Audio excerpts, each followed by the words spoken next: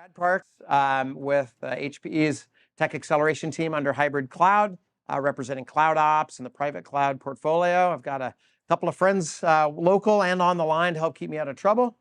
Hi guys, my name is Judan Sapapo. I'm a solutions architect with OpsRamp. Hey everybody, I'm Sean Jabber. I'm the Director of Enablement with Morpheus for the last 5 years and now with HPE. Perfect. Thank you, guys. What we want to talk about today, I want to dig into the CloudOps portfolio. So this is really the combination of a few different products, all aimed at helping customers navigate the complexity of hybrid cloud, right? Heterogeneous runtimes, tool sprawl, process sprawl.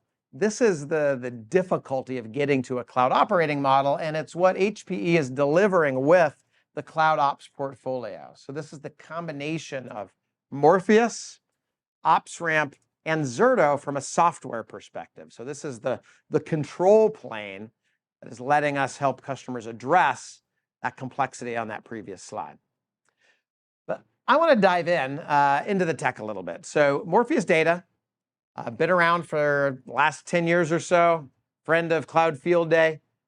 Our goal in life, our primary function, is to deliver on the self-service component of what makes a cloud, right? The ability to go into a unified catalog of services, a unified API with 1,300 commands in the command set, a unified Terraform provider, a unified plugin for ServiceNow, go to one place and then provision VMs, containers, application services, or multi-tier application stacks in a consistent way into absolutely any downstream environment. That could be bare metal, could be hypervisor, could be a Kubernetes cluster, could be a public cloud native PaaS service. Consistency of that provisioning experience and getting all of the dependencies wired together. Right? Think about what it takes to provision a multi-node cluster database. It's not just cloning a VM in vCenter, right? It needs an IP address, needs a DNS entry, need to clone a VM, run an Ansible script, right? Install an observability agent, create a backup job, assign cost. All of that end-to-end work and all those dependencies is what Morpheus was born to string together. Second, though, within the Morpheus software stack, we have a built-in cluster management engine, because if we're focused on provisioning workloads, those workloads have to run somewhere.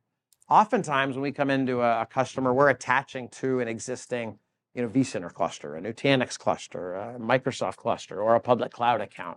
But a lot of customers said, hey, provisioning Kubernetes is kind of a pain. Can you guys build that into the stack? And so we built a cluster management engine years ago to help us provision things like Kubernetes clusters. So we have our own CNCF certified distro.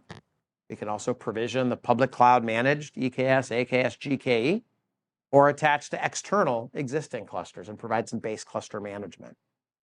One of the other core pieces of the stack, though, is KVM. We've used KVM forever as the core primitive when we were developing a cloud integration. Our engineers, big fans of libvirt, big Linux nerds, right? We would rough out a cloud integration using KVM and then model that and apply it to the different public commercial hypervisors that we integrated with. Third core piece of the stack is attaching meaning to all of those activities, right, in terms of cost, right? So we can create t-shirt sizes, assign cost to all these activities, give you a unified chargeback showback model for all of the activities of IT across all your on-prem and public cloud environments. We're pretty opinionated on the life cycle, what it takes to provision an app, because we've done it a few million times over the years. But what we're not opinionated on is the tooling that it takes to get there, because every enterprise, most of the SVPs of IT I end up talking to say, my team's never met a tool they didn't like, right? Over and over again. And so we want you to be able to bring your tech debt, bring your tools into the platform and give you a meaningful place to organize and automate all of those handoffs. The other thing we're agnostic about is the downstream endpoint. So I talked about integrations. We integrate out of the box with dozens of tools, dozens of cloud endpoints, but we also have a plugin framework. So the entire platform is pluggable. So if we have independent vendor who, let's say, IPAM or DNS or ITSM that we don't integrate with. It's an open spec. We have example code out there. We even have a builder library to get you started. So we're building a robust developer community. As part of being part of HPE, we're building relationships into a much broader network of ISVs to help facilitate integration. But I mentioned KVM, and it's something we're going to talk about in the next session. But this stack, right? We have had a built-in, KVM stack as part of Morpheus for a long time, but we never monetized it. We never did the final polish over the years because we had plenty of business just making VMware the private cloud it should be. But over the last year and a half, 2 years, we really have put the work into that built-in KVM stack to do things like host-to-host motion, volume motion for storage, affinity and anti-affinity rules, distributed resource scheduling, all of the core capabilities you need to land a production workload on a KVM-based hypervisor. So that's something we've built into the stack. It's something we spun out as a version of Morpheus last year called Morpheus VM Essentials. We're going to talk about that in depth in the next session, but nothing in our KVM stack is new, right? All of this tech has been around for a long time. KVM, as you guys know, incredibly widely deployed as the underpinning for a lot of the public clouds. You got Nutanix out there. Nothing new on KVM. We're just bringing it to the forefront as part of HPE. Now, talking about day 2, and OpsRamp might actually let you dig into this one and do it justice. Cool, thank you, Brad. So OpsRamp and Morpheus is really better together, right? So you would use Morpheus for your day 0, day 1 operations, and after you've used Morpheus to streamline your deployment of your infrastructure, now you want to focus on day 2 plus operations. That talking about the observability and the monitoring of your infrastructure, and that's where OpsRamp comes in. So HPE acquired OpsRamp about 2.5 years ago, but prior to HPE acquiring OpsRamp, they were a big user of the platform. They eventually became an investor, and they were heavily invested in it. And so they said, "Hey, why not just outright just purchase it?" Right? So OpsRamp has always been vendor agnostic, protocol agnostic, cloud agnostic, right? Which is why it was ideal for HPE to acquire. So there's 3 major components of what the OpsRamp platform does. The first one is its ability to do that hybrid discovery, observability, and monitoring, right? And I'm sure everyone's familiar with monitoring and observability, but just as a refresher, it's all about discovering those assets, those compute, network, storage, virtualization, containerization, discovering all those assets, pulling in all those time series metrics, pulling in any events and alerts. And the OpsRamp platform can also do log ingest, trace ingest. And as we ingest all these logs and these traces, OpsRamp provides you a kind of a unified query language you can use to kind of analyze and inspect your logs and traces, and you can alert on anything you see on those logs and traces, right? So anything related to observability and monitoring, we want to just put it all into the OpsRamp platform. So whether it's full stack, compute, network, storage, virtualization, databases, applications, on-prem or in your data center or in the public cloud. We support AWS, Azure, GCP. We even support Alibaba Cloud and Oracle Cloud. Okay. This is Kimberly. Are you Yep. expecting the storage admin, the network admin, to use OpsRamp for their monitoring and observability, or Yep. so they're not using at all the traditional control plane that they have on the Like domain-specific monitoring versus... Yeah, so what we're trying to do is that what we see with a lot of our potential customers is that everyone has monitoring, everyone has observability, but the thing is they have a siloed view of it. When you talk to the networking team, they'll have a handful of observability and monitoring tools, but it only sees the network. If you talk to the storage team, they'll have their set of tools. You talk to the compute team, right? Everyone has a siloed view of the infrastructure. And so what happens is, let's say you have a root cause issue, like maybe a switch port going down on a switch. The network team will see all these alerts, but it's going to cause cascading failures. That network issue is going to cause an issue on the compute side, on the virtualization side, on a database. And so now you have different people looking at basically the same type of problem. Like the root cause was that network port going down, but but it's going to cause 5, 10, 15 other alerts in the stack. And so you're going to have multiple people trying to triage all these alerts that are coming in, and they're not knowing that the root cause was that network issue. So the OpsRamp platform will give you kind of a unified visibility into the infrastructure, what's going on in the compute, network, and storage. Because as these alerts are coming in, OpsRamp can use our AI ops, our machine learning, to kind of correlate all these alerts that we're seeing from the compute, network, and storage, and will determine probable root cause. So instead of having to triage all those alerts that are coming in from that one root cause issue, we identify the root cause issue. And now you focus your time and attention on just that alert, and it should, in theory, now fix all the other alerts that it caused the cascading failure. Does that make sense, guys? Mm-hmm. Right. So that's the ultimate aim of the platform, right? A unified view of everything. And if you go to the next slide here, the other use case that OpsRamp can handle is event management. So if you're using OpsRamp to do your native discovery and monitoring and observability, OpsRamp will be generating these alerts. But OpsRamp can also ingest these alerts from existing monitoring platforms. If you're using SolarWinds, Logic Monitor, Science Logic, whatever you're using, you don't necessarily have to go in and rip and replace your existing monitoring tools. We can use a webhook to ingest the alerts that those tools are generating. And again, whether it's a native alert that OpsRamp is generating or third party, we can correlate those alerts across the silos. So that's what we can do for event management. Okay. Now for incident management, we have an integration with whatever ITSM platform your customers may be using, whether it's ServiceNow, Cherwell, Jira, right? So as these alerts are coming in, OpsRamp could potentially auto-ticket on these alerts. We'll create the ticket on the OpsRamp platform, and with our integration, we can push it out into your ITSM.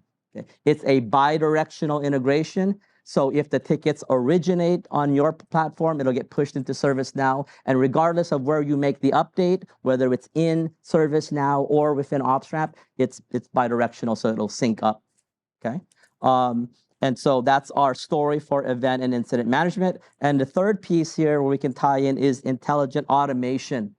As we see these alerts, we can potentially run automation to try to remediate the issue. Right, take the human element out of the picture. That way you can reduce your mean time to resolution. Okay. This is actually one of the areas we've looked at from a loose coupling on the current integration stack, right? So Morpheus today, right? We're in the control plane. We're talking upstream to a Git repo, mounting all the task types, Ansible, Chef, Salt, Puppet, Bash, whatever customers have to do that remediation or to do that care and feeding of the infrastructure level. We can actually host those as operational workflows in Morpheus, right? OpsRamp can detect an incident, can actually call those operational workflows, and we can then execute and remediate. So that's one of the places where these are already starting to come together. Similarly, this observability data, I don't think I have it in the demo environment I'm going to get into today, but can have a UI tab inside Morpheus that actually shows a subset of that observability data in context for the database analyst or the application developer who's using Morpheus to provision their workload. So these are starting to come together across these three areas. Question. Yes. On the observability side, are you guys looking at building any user experience monitoring capabilities into the OpsRamp platform, or is it already there? Talking about like real user monitoring, yeah. RUM. Yes, that has been it's been on our roadmap for a while. So yeah, it is definitely on our roadmap, and we'll hope to roll it out in the very near future. Yep. And I think that's okay. So this next slide here just kind of shows our 2,500 plus integrations. So we use these integrations to pull in those time series metrics, pull in those events and alerts, and obviously you can see we're vendor agnostic, protocol agnostic, cloud agnostic. Yeah, we can hop in. I think this other was more of an architectural diagram. Yep. But and this is the last slide I'll show. So this kind of shows the architectural diagram. How does OpsRamp gather that data? So on the left side of the screen here, For infrastructure running on-prem, typically we'll deploy what's called the OpsRamp gateway. This is a virtual appliance. You can consider this like a collector. So using this OpsRamp gateway, we'll discover your networking devices, your routers, switches, firewalls, VPNs. We'll discover your storage infrastructure, virtual infrastructure, and we can also do synthetic monitoring using this OpsRamp gateway, right? That's going to be like agentless monitoring. On the top left there, you see servers. For servers, we can monitor in two fashions. Again, if we leverage and use our OpsRamp gateway, we can monitor your Windows or Linux servers via the gateway. That's going to be agentless monitoring. For Windows, we'll connect via WMI. For the various Linux distributions, we'll connect via SSH, okay? Now, optionally, you do have the option to download an OpsRamp agent and install it on your Windows or Linux distributions. With our agent, it's a lot quicker and more secure to do monitoring, and plus you can leverage additional functionality like automation. So for example, if you're monitoring, let's say a SQL service running on Windows, if that SQL server goes down, you can try to restart it by executing a PowerShell script. So as automation using PowerShell, Shell, or even Python scripts, you can utilize. With our agent, because of our automation capabilities, we can also automate patch management. Okay. So guide for your future. So the agent give you sort of an active role versus no agent is more passive collection. Is that fair, or because when you started talking about the agent, you talked about it being more quicker or something, speedier. But is that speedier action, or is that more real-time data collection? The type of data, it's still like, we're monitoring at a 1 minute granularity, right? So whether you're doing agent or agentless, it's still about 1 minute granularity. The agent just provides you like additional insight into the operating system, right? Because we have a little agent running on there. So like on the Windows platform, you'll see like the services that are running, and you could potentially start or stop these services. Now, it gives you a wider band, but then also gives you active role. Yep. And so our platform has role-based access control. So obviously you want to restrict who has access to do what. And when you install our agent, you can even say, look, I want to disable that automation capability. I want to disable certain features for added security, right? So there's multiple levels of security on our platform. That's probably one of the areas we're looking at from an integration perspective. And I'm going to steal a seat here and drive a little demo is, can we bring... We also have an optional agent on the Morpheus side. So we've talked about bringing, obviously, those together. So we're doing some of the same things in the same place. But also, from a catalog perspective, if I flip into Morpheus, we can make sure by policy, machines that need that OpsRamp agent installed, it just happens out of the gate. That's true with any, security agent, other things. So bringing these together just to make sure it's one contiguous workflow. So I've got about, I think, 5 minutes or so if I'm keeping timing right in my head. So it's going to be a quick show and tell. And Sean, jump in if I miss anything key. But this is the Morpheus UI.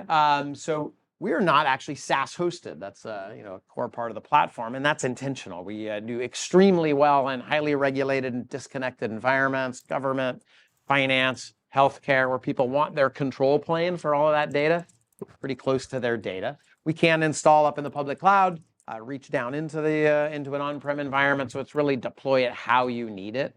We also have a ton of service providers who do provide a hosted managed version of Morpheus. And over time, that's something we'll be looking at, taking some of that business logic and actually putting it up into the Greenlight Cloud platform for things like updates. So that's engineering work that's happening real time.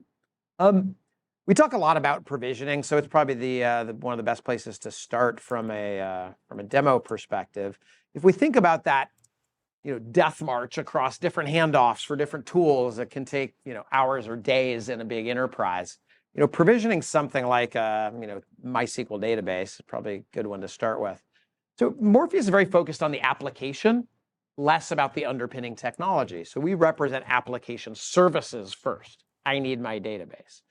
This could be a container-based image-backed reference. Could be a VM-backed. Could be DynamoDB up in the public cloud. So I need my thing. I click next. I'm a member of a group. So we talked about RBAC. We have an incredibly granular multi-tenanted RBAC model. So I, as a user, am a member of a group.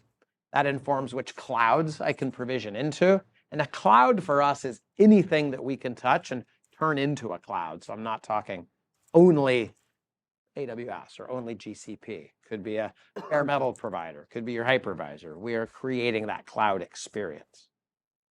I've got dozens of policies I can apply. This is just an example of a naming policy. So lab guys don't want me naming this after my cat. Click next. We can version software. We can maintain updates. We can integrate into things like your build pipelines. Mentioned we've got either a Docker or a VM backed. I can get a t-shirt size, a plan around pricing, and the platform teams that we work with can fully create all their own price sets. We can also, if I were provisioning into the public cloud, we're going to download and synchronize all the public cloud data on a nightly basis, including your pricing plan. If you've got an EA agreement with one of the hyperscalers, we're going to knit all that together so you get a single place to go assign cost to this activity. And we separate cost from price. So as an IT team, I might have a certain price for an EC2 workload in the public cloud that I've negotiated. But let's say I want to add software markup or services markup for my own time. So at the end of the day, I can do chargeback or value assignment. Those are concepts that we bring into the platform, having to do with that service provider backend. Need part of a resource pool. I'm going to select a network, and this is actually going to go out and grab an IP address from an IPAM tool. So starting to bring those integrations together in context. I can mount my user config in here, hit next. Workflows. So I am managing the state of this database, right? So I can assign tasks to trigger every time this machine is provisioned, started, stopped, torn down, reconfigured, all that manual work that usually is some poor IT guy's punch list for the day or the week. We just build into the life cycle of this application. So it really is a force multiplier for a lot of teams. And jump in and ask questions as we go, if you have any. But here's where some of those integrations start to come to bear. I can actually deploy a database schema or a website if this were a WordPress instance. I can set up a backup job, integrations with things like Veeam, Commvault, Rubrik, others. I can set up a replication job. Here's where that Zerto integration I mentioned already existed. So at provision time, if I need to make sure this is replicated, because it's, let's say it's going into prod. And then lifecycle management, so things like power schedules or expiration or approval policy, all built into the workflow. Hit next, and I'm done. That really, click, click, click, done. That is the experience we're trying to bring together to help simplify and automate a lot of those handoffs. We can also even go into the UI, and we have kind of a catalog view. For a lot of consumers, things like higher ed, big industry. If they've got a grad student on the weekend who just needs a database, he may not need all of those choice points. You might just want to very simply say, what password do you want on this box? And we have taken all the choice away. So we can give customers this persona-based view, and they can dial in what of the sausage making do they want to expose to different communities inside their team stack. Based on time, we could demo Morpheus for about 4 hours straight and not get into every nook and cranny. But any questions from what we've talked about today? What's the experience going to be like for customers who are using Morpheus and OpsRamp and they want to maybe build in automated day two operations, meaning, okay, it's set up now, it needs to be monitored by this group for these services and these alerts need to be generated, right? Like, I didn't see that in the demo. Is available, planned? Yeah, I mentioned earlier, we actually already have one of our engineers built a UI tab plugin, so that some of the tabs for day two management, I can bring in things like storage, network, remote console access. So by bringing the agents together, I think we're going to get common data aggregation, being able to actually show and have an OpsRamp tab inside my environment so that I can see basic telemetry, but in the context of the user, as opposed to maybe that day two, ITOM knock guy who's using the main OpsRamp dashboard. So that's probably one of the first places it'll come together. And then furthermore, what about within either platform or maybe in development, some kind of self-documenting type of infrastructure so that, hey, who deployed this, why they deploy it, what they're using it for, who needs to be monitored and alerted, and all those kinds of things so that we're not left with a bunch of applications that we don't know when they were deployed, if they're still in use, who's using them, those kinds of things. I think as far as a lot of things we already do with a lot of customers, things like tag policy, the data model. I mean, there's several hundred tables of normalized data across all the cloud endpoints. So being able to scrape that data, in a much easier way. And that's where some of those agentic interfaces are coming into with GreenLake Intelligence that I mentioned. So all of that populating, in a common data model up in the GreenLake cloud. One of the other things, just usability. We've got a wiki built in. That's something a lot of customers use, actually. Better than a sticky note on somebody's door, right? For each app, so you can have key data and collaborate across teams for sure. Yep, and I can add to that. On the OpsRamp side, we have a concept called process automation. So as infrastructure is deployed and discovered, we can automatically monitor it using whatever policies you define. And also, the platform has a full audit log, so you'll know exactly who created the VM, who did what to it, right? A full audit log. And we also have on OpsRamp a knowledge base article. So you can use the knowledge base to attach information like, to databases, to infrastructure. So there's multiple ways you can, structure that automation either through Morpheus or through OpsRamp natively. Sean, anything we may have missed you want to add in? Otherwise, I may give a little time to our next session.